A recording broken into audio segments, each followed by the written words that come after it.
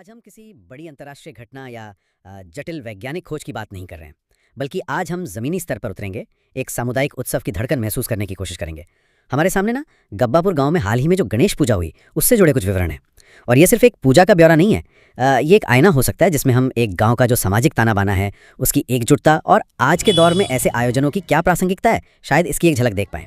तो हमारा आज का मकसद है इन डिटेल्स के जरिए ये समझना कि कैसे गब्बापुर के लोगों ने अपनी ग्राम पंचायत के साथ मिलकर एक 6 दिनों तक चलने वाले इस बड़े धार्मिक और सांस्कृतिक कार्यक्रम को साकार किया।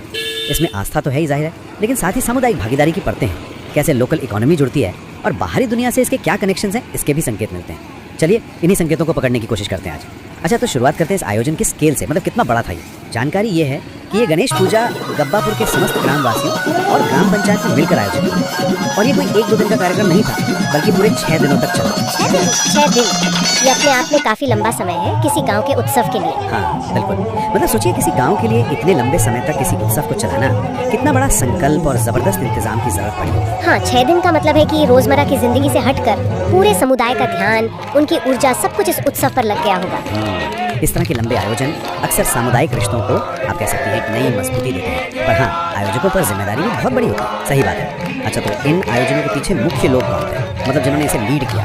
क्या कुछ खास नामों का जिक्र है हमारे पास? हाँ, विवरणों में कुछ प्रमुख आयोजकों के नाम सामने आते हैं। रवि प्रकाश त्रिपाठी जी हैं, श्री राधेश्याम वर्मा जी, शुभम श्रीवास्तव जी, अनुपम शुक्ला जी और पवन यादव जी। इन नामों से ऐसा लगता है कि ये वो लोग थे जिन्होंने शायद इस पूरे कार्यक्रम की रूपरेखा तैयार की होगी, व्यवस्थाएं संभाली होंगी। एक दिलचस्प बात यह है कि श्री राधेश्याम वर्मा जी के नाम के साथ ना भावी प्रधान लिखा हुआ है। ओहो, भावी प्रधान, ये तो इंटरेस्टिंग है। हाँ, अब ये सिर्फ एक सम्मानजनक संबोधन है या इसके पीछे कोई राजनीतिक एस्पिरेशन है, ये कहना तो मुश्किल है, पर ये संकेत जरूर देता है कि ऐसे आयोजनों का गांव की राजनीति से भी कहीं ना कहीं शायद कोई जुड़ाव हो सकता है। बिल्कुल, ये भावी प्रधान वाला जिक्र वाकई ध्यान खींचता है। अक्सर हम देखते हैं कि ऐसे सामुदायिक मंचों पर जो लोग सामाजिक रूप से सक्रिय होते हैं, वो भविष्य में नेतृत्व की भूमिका के लिए एक तरह से अपनी दावेदारी भी पेश करते हैं। जरूरी नहीं कि हमेशा ऐसा ही हो, पर हाँ, ये पहलू ग्रामीण भारत की जो सोशियो पॉलिटिकल डायनामिक्स है, उसका एक हिस्सा तो है।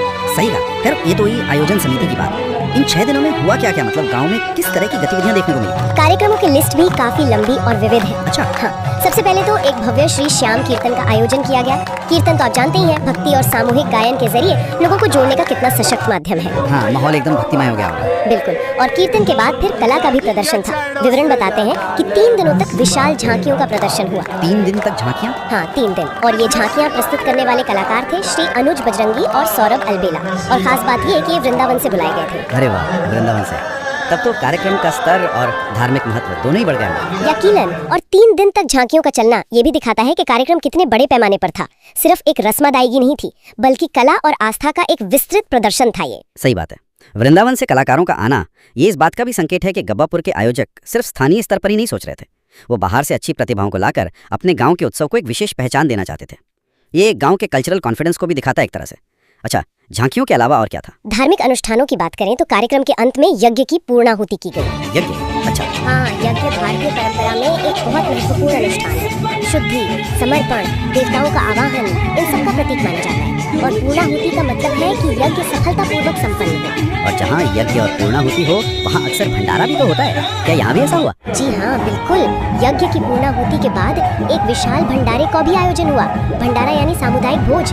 ये तो भारतीय उत्सवों की जान होता है ना। हाँ हाँ बिल्कुल। इसमें जाति, वर्ग, ये सब भेद मिटाकर सब एक साथ बैठकर प्रसाद ग्रहण करते हैं। ये सिर्फ पेट भरने का जरिया नहीं है, ये सामाजिक समरसता और बराबरी का एक शक्तिशाली प्रतीक है। कल्पना कीजिए उस माहौल की, पूरा गांव एक साथ बैठकर भोजन कर रहा हो। अद्भुत। और अंत में 6 दिनों के इस उत्सव का समापन हुआ श्री गणेश भगवान के विसर्जन के साथ। अच्छा, विसर्जन के साथ? हाँ, विसर्जन जो मूर्ति की वापसी का प्रतीक है। अक्सर ये क्षण भावनाओं से भरा होता है, अगले बरस फिर आने की कामना के साथ।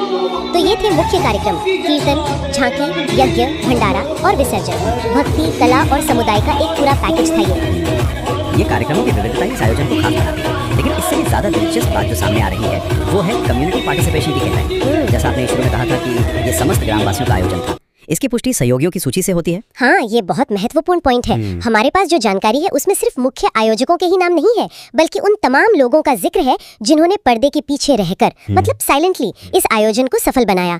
और ये सूची अपने आप में एक कहानी कहती है। अच्छा, किस तरह की कहानी? क्या इस सूची से गांव के सामाजिक या आर्थिक ढांचे के बारे में कुछ पता चलता है? बिल्कुल पता चलता है। ये सिर्फ नामों की एक लंबी लिस्ट नहीं है, ये गब्बापुर के सामाजिक और आर्थिक जीवन का एक तरह से स्नैपशॉट है। देखिए, इसमें कौन कौन शामिल है। डॉक्टर आशीष मिश्रा जी। अब स्वास्थ्य सेवा से जुड़े व्यक्ति का सहयोग किसी भी बड़े आयोजन में कितना जरूरी होता है, ये हम समझ सकते हैं। हाँ बिल्कुल। फिर श्री प्रमोद कुमार गुप्ता, जिन्हें अंकल जी कहा गया है, श्री राजेश कुमार कश्यप जी, श्री पिंटू गुप्ता जी, श्री माधवराम वर्मा जी। ये शायद गांव के सम्मानित और अनुभवी लोग हैं जिनका आशीर्वाद और मार्गदर्शन महत्वपूर्ण रहा होगा। इसके बाद आता है स्थानीय व्यवसायियों और सेवा प्रदाताओं का पूरा नेटवर्क। ये बहुत महत्वपूर्ण है, जैसे श्री मनीष डीजे मोतीपुर कलान। आजकल उत्सवों में संगीत और साउंड सिस्टम कितना अहम है। हाँ, उसके बिना तो मजा ही नहीं। बिल्कुल। फिर श्री घनश्याम टेंट चिल्हरिया, 6 दिन के कार्यक्रम के लिए पंडाल, बैठने की व्यवस्था सब इन्होंने किया होगा।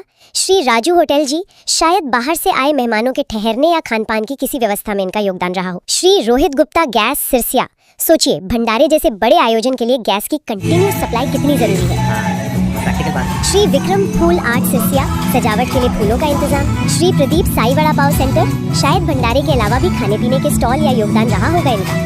ये दिखाता है कि कैसे स्थानीय छोटे व्यवसाय भी बड़े आयोजनों से जुड़ते हैं। और श्री पवन मिस्त्री जी, कारीगर या तकनीशियन की भूमिका हमेशा अहम होती है, पंडाल लगाने से लेकर बिजली वगैरह के काम तक। हाँ, ये तो बैकबोन होते हैं देवर। सही कहा। और इनके अलावा भी कई नाम हैं, जैसे श्री शिवम कश्यप सिरसिया, श्री सूरज शुक्ला जी, श्री अमन मोदनवाल जी, श्री रमेश कुमार टीपू, श्री राजेश पटेल जी, श्री दुर्गेश मौर्य जी, श्री राजेश मौर्य जी। काफी लंबी लिस्ट है ये तो। हाँ, और अब इस पूरी सूची को एक साथ देखें तो क्या दिखता है। इसमें डॉक्टर हैं, गांव के बड़े बुजुर्ग हैं, टेंट वाले हैं, डीजे वाले हैं, होटल वाले हैं, गैस सप्लायर हैं, फूल वाले हैं, खाने पीने का स्टॉल लगाने वाले मिस्त्री हैं। मतलब गांव का लगभग हर वर्ग, हर तरह का हुनर, हर तरह का व्यवसाय इस एक आयोजन के लिए एक साथ आ गया। ये सिर्फ चंदा देने वालों की लिस्ट नहीं लगती, ये उन लोगों की लिस्ट है जिन्होंने अपनी सेवाएं दी, अपना हुनर दिया, अपना समय दिया। ये तो कमाल की बात है। ये सूची देखकर वाकई ऐसा महसूस हो रहा है जैसे पूरा गांव ही इस उत्सव को जिया है। ये सिर्फ एक धार्मिक आयोजन नहीं बल्कि एक तरह का कम्युनिटी प्रोजेक्ट बन गया। बिल्कुल सही शब्द इस्तेमाल किया आपने, कम्युनिटी प्रोजेक्ट। ये दिखाता है कि गब्बापुर में जो सोशल कैपिटल है, सामाजिक पूंजी, वो कितनी मजबूत है। लोग एक दूसरे से जुड़े हुए हैं और एक साझा उद्देश्य के लिए साथ मिलकर काम करने को तैयार हैं। और ये भी देखिए कि इसमें पारंपरिक व्यवसाय जैसे मिस्त्री, टेंट और आधुनिक सेवाएं जैसे DJ, gas supplier, vada pav centre, दोनों का मिश्रण है। हाँ, ये भी गौर करने वाली बात है। ये आज के ग्रामीण भारत की तस्वीर है, जहां परंपरा और आधुनिकता कंधे से कंधा मिलाकर चल रही है। और ऐसे आयोजन भले ही कुछ दिनों के लिए सही, स्थानीय अर्थव्यवस्था को भी थोड़ी गति देते हैं। ये विश्लेषण वाकई दिलचस्प है। ये सिर्फ नामों की सूची नहीं, ये तो गांव के सामाजिक और आर्थिक नेटवर्क का एक नक्शा सा बन गया है। लेकिन इस आयोजन की गूंज सिर्फ गब्बापुर गांव तक सीमित नहीं रही, जैसा कि हमें पता चला। इसमें कई महत्वपूर्ण हस्तियों ने भी शिरकत की। ये कौन लोग थे और उनकी उपस्थिति का क्या महत्व हो सकता है? हाँ, अतिथियों की सूची भी काफी प्रभावशाली है। इसमें राजनीतिक जगत के बड़े नाम शामिल हैं, जैसे श्री उदय प्रकाश त्रिपाठी जी, जो पूर्व जिला अध्यक्ष रह चुके हैं, श्रीमती इंद्राणी वर्मा जी, जो भिंगा क्षेत्र की मौजूदा विधायक हैं, और श्री दद्दन मिश्रा जी, श्रावस्ती के पूर्व सांसद। विधायक, पूर्व सांसद, पूर्व जिला अध्यक्ष, मतलब सत्ता पक्ष और पूर्व में सत्ता में रहे दोनों तरह के प्रतिनिधियों की मौजूदगी। बिल्कुल। और इसके अलावा स्थानीय स्तर के नेता भी थे, श्री अमित सिंह, रवि सिंह, जो पास के गांव सिरसिया के प्रधान हैं, और जयप्रकाश यादव जी, एक और पड़ोसी गांव बनकटवा कलान के प्रधान। अच्छा, पड़ोसी गांव के प्रधान भी थे, तो मतलब आस पड़ोस के गांव से अच्छे संबंध हैं। हाँ, ये उसी का संकेत देता है। और सूची यही खत्म नहीं होती, कुछ और विशिष्ट अतिथि भी थे।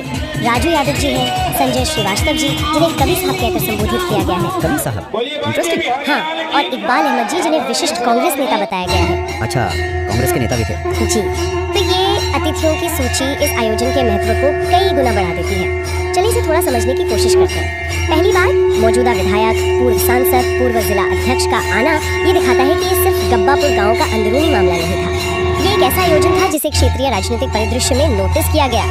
राजनेताओं के लिए ऐसे मंच अपनी जनता से जुड़ने, अपनी उपस्थिति दर्ज कराने और शायद भविष्य के लिए जमीन तैयार करने का अवसर होते हैं। उनकी मौजूदगी आयोजन को एक तरह की वैधता और प्रतिष्ठा भी देती है। क्या ये भी हो सकता है कि आयोजकों ने इन नेताओं को विशेष रूप से आमंत्रित किया ताकि आयोजन का कद बढ़े और शायद भविष्य में गांव के विकास कार्यों के लिए इनसे कुछ मदद मिल सके? ये बिल्कुल संभव है। ग्रामीण भारत में ऐसे आयोजनों का एक सामाजिक राजनीतिक पहलू हमेशा रहता है। ये आपसी संबंधों को बनाने और मजबूत करने का जरिया बनते हैं। और पड़ोसी गांव के प्रधानों का आना, जैसा आपने कहा, इसी क्षेत्रीय सौहार्द और नेटवर्क की ओर इशारा करता है। गांव अकेले नहीं जीते, आस पड़ोस के साथ मिलकर चलते हैं। सही बात। और वो कवि साहब का जिक्र। हाँ, कवि साहब संजय श्रीवास्तव जी की उपस्थिति एक सांस्कृतिक रंग जोड़ती है। ये दिखाता है कि आयोजन सिर्फ धार्मिक या राजनीतिक ही नहीं था, बल्कि इसमें कला और साहित्य के लिए भी जगह थी। ऐसे तत्व उत्सव को और ज्यादा समृद्ध और समावेशी बनाते हैं। और इकबाल अहमद जी, जिन्हें एक विशिष्ट कांग्रेस नेता बताया गया है, उनकी उपस्थिति राजनीतिक विविधता का संकेत है। अच्छा, वो कैसे? जैसे विधायक के प्रतिनिधि मौजूद हैं और साथ ही एक प्रमुख विपक्षी दल के नेता भी आ रहे, तो ये दर्शाता है कि ये मंच शायद राजनीतिक खींचतान से ऊपर उठकर एक सामाजिक मिलन बिंदु बनने की कोशिश कर रहा था, या कम से कम विभिन्न राजनीतिक धाराओं के लोग यहाँ एक साथ उपस्थित होने में सहज थे। तो कुल मिलाकर ये अतिथियों की सूची हमें बताती है कि गब्बापुर का गणेशोत्सव सिर्फ एक धार्मिक पर्व नहीं था, ये सामाजिक प्रतिष्ठा का प्रदर्शन भी था, राजनीतिक संबंधों को साधने का मंच था, क्षेत्रीय जुड़ाव का प्रतीक था और शायद सांस्कृतिक आदान प्रदान का भी एक अवसर था। इसने गांव को बाहरी दुनिया से जोड़ा और शायद गांव की जो सामूहिक पहचान है उसे और मजबूत किया। निश्चित रूप से, और ये सब कुछ संभव हो पाया उस जबरदस्त सामुदायिक प्रयास से जिसका जिक्र हमने सहयोगियों की सूची के विश्लेषण में किया था। मुख्य आयोजक, वो अनगिनत सहयोगी, गांव पंचायत और फिर इन महत्वपूर्ण अतिथियों की उपस्थिति, इन सब ने मिलकर इस 6 दिवसीय आयोजन को सफल बनाया। और इस सफलता की झलक हमें विवरण के अंत में मिलती है, जहाँ वो धार्मिक जयकारों का उल्लेख है, प्रेम से बोले गणेश भगवान की जय और बोलो श्याम प्यारे की जय। हाँ। ये पंक्तियाँ सिर्फ नारे नहीं, ये सामूहिक उत्साह, संतुष्टि और भक्ति भाव को दर्शाती है जो 6 दिनों की मेहनत और उत्सव के बाद महसूस किया जा सका। लगता है कि आयोजन गब्बापुर के लिए